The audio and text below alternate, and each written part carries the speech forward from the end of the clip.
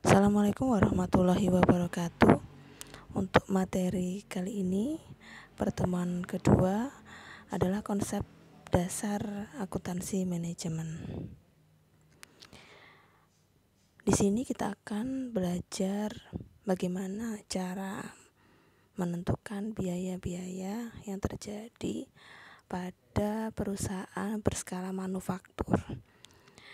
Nah, yang pertama, bagaimana cara kita membebankan biaya ke produk yang dihasilkan oleh perusahaan kapasitas manufaktur. Nah, pembebanan biaya di sini ada 3 cara. Yang pertama melalui penelusuran langsung, yang kedua melalui penelusuran penggerak, dan yang ketiga melalui metode alokasi. Objek dari sistem informasi akuntansi manajemen sendiri adalah pembebanan biaya, baik itu ke produk, jasa, maupun ke pelanggan. Akurasi yang tinggi dalam membebankan biaya akan menghasilkan informasi yang sangat berkualitas dalam pengambilan keputusan manajemen. Nah, di sini ada terminologi pembebanan biaya. Ada biaya sendiri, kemudian ada biaya kesempatan, ada beban. Biaya dengan beban berbeda. Jadi kalau beban itu adalah biaya yang sudah kadaluarsa atau sudah dirasakan manfaatnya.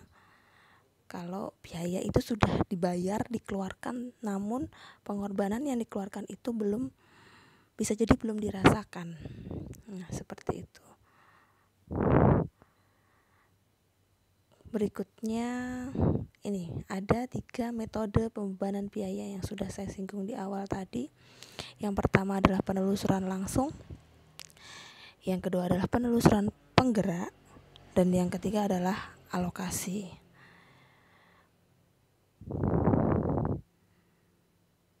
Nah, output dari suatu organisasi itu bisa berupa produk, bisa berupa jasa. Perbedaannya kalau produk itu berwujud, kalau jasa itu tidak berwujud namun bisa dirasakan. Nah, ini perbedaan antara produk dan jasa terletak pada ketidakberwujudan. Jadi pembeli jasa tidak dapat melihat, merasakan, mendengar, atau mencicipi suatu jasa sebelum jasa itu dibeli. Kemudian jasa itu tidak tahan lama. Jadi jasa tidak dapat disimpan untuk kegunaan masa depan, tetapi harus dikonsumsi pada saat diselenggarakannya. Kemudian tidak dapat dipisah. Produsen dan pembeli jasa harus melakukan kontak langsung pada saat pertukaran atau pada saat transaksi. Dan yang terakhir adalah heterogenitas. Terdapat peluang variasi yang lebih besar pada penyelenggaraan jasa daripada produksi produk. Sehingga hal ini dapat dipengaruhi oleh perbedaan pendidikan dan pengalaman pemberi jasa. Jadi setiap orang meskipun dia memiliki latar belakang pendidikan yang sama, taruhlah adalah dia itu konsultan, seorang konsultan pajak, dia menempuh profesi pajak, ya, ini mengambil brevet, ya. Jadi setiap pemberi jasa berupa konsultan pajak tadi dari orang A dan orang B, dia akan berbeda.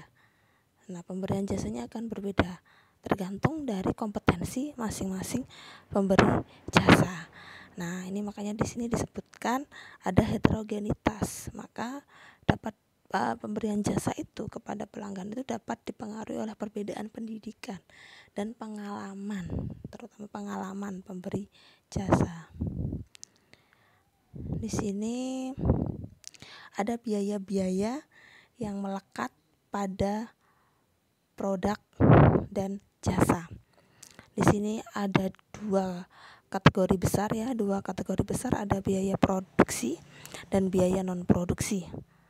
Nah, biaya produksi sendiri yaitu ada biaya manufaktur. Nah, apa saja yang masuk dalam biaya produksi? Yaitu adalah bahan baku langsung, tenaga kerja langsung, dan overhead. Untuk biaya di luar produksi atau di sini disebut dengan biaya non produksi, itu ada biaya penjualan dan biaya administrasi. Jadi sudah jelas komponen biaya produksi itu ada 3, bahan baku langsung, tenaga kerja langsung, dan overhead. Sedangkan biaya non produksi atau di luar produksi itu ada biaya penjualan dan biaya administrasi. Berikutnya, untuk laporan keuangan eksternal. Nah, jadi kenapa sih kita menghitung biaya produksi? Ada bahan baku langsung, tenaga kerja langsung, overhead pabrik. Nah, di situ nanti tujuannya adalah untuk menghitung harga pokok produksi. Nah, apa tujuannya? Untuk menentukan harga pokok penjualan. Nah, di situ nanti semua itu nanti akan dilaporkan pada laporan harga pokok produksi. Nah, terkait biaya penjualan dan biaya administrasi yang merupakan biaya non produksi, nanti juga dilaporkan pada laporan laba rugi. Jadi perbedaan antara perusahaan manufaktur dengan perusahaan jasa maupun dagang itu terletak pada laporan harga pokok produksi. Jadi kalau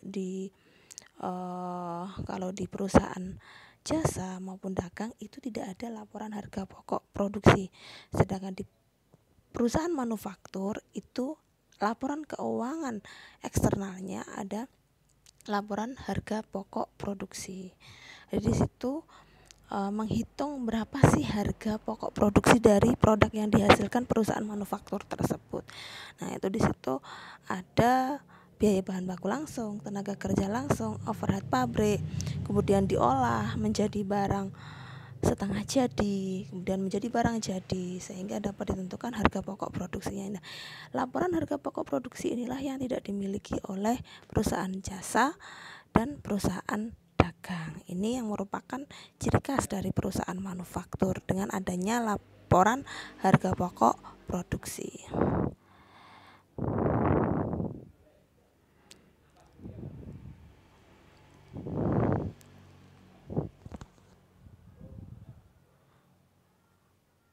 Oke, selanjutnya di sini ada siklus ya, siklus untuk penentuan harga pokok penjualan ya, harga pokok penjualan.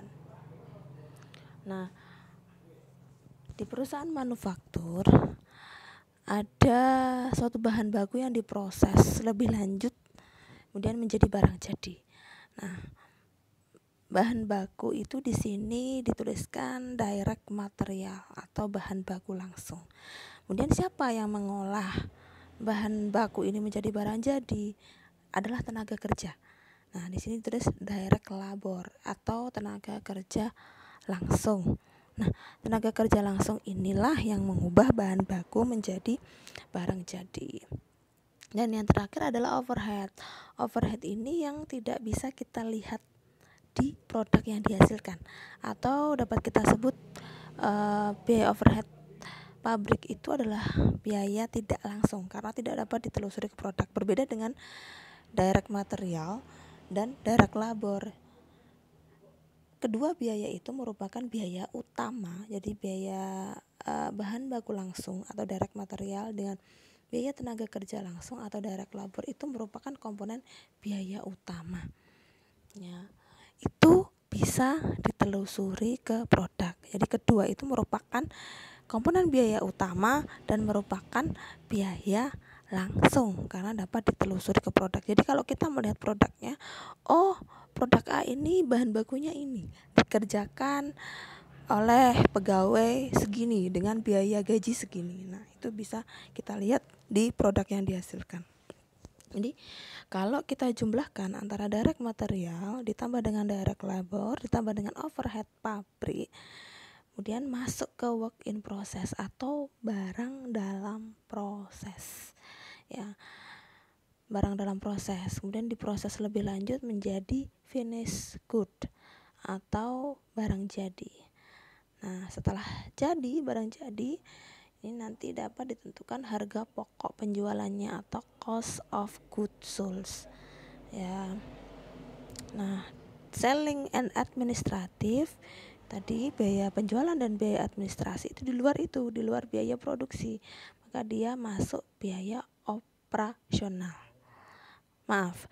Masuk beban operasional atau operating expense ya. Ini siklus yang ada di perusahaan manufaktur untuk laporan laba ruginya ya.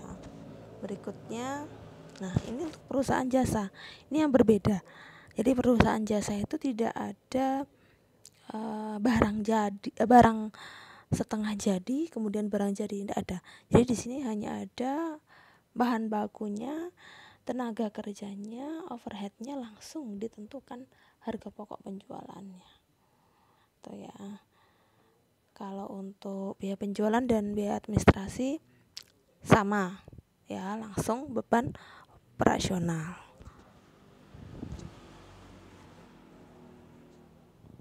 Nah, di sini ada jenis-jenis sistem akuntansi manajemen. Ada yang berdasarkan fungsional, ada yang berdasarkan aktivitas. Nah, ini nanti akan kita pelajari lebih lanjut di materi-materi selanjutnya. Ada yang perbedaan yang paling mendasar kalau di sini adalah untuk yang berdasarkan fungsional, untuk aktivitas penggeraknya berdasarkan tingkat unit. Kalau yang aktivitas berdasarkan unit dan non unit. Nah, untuk pendekatan penentuan biaya produknya, kalau yang fungsional menggunakan alokasi, kalau yang aktivitas menggunakan penelusuran.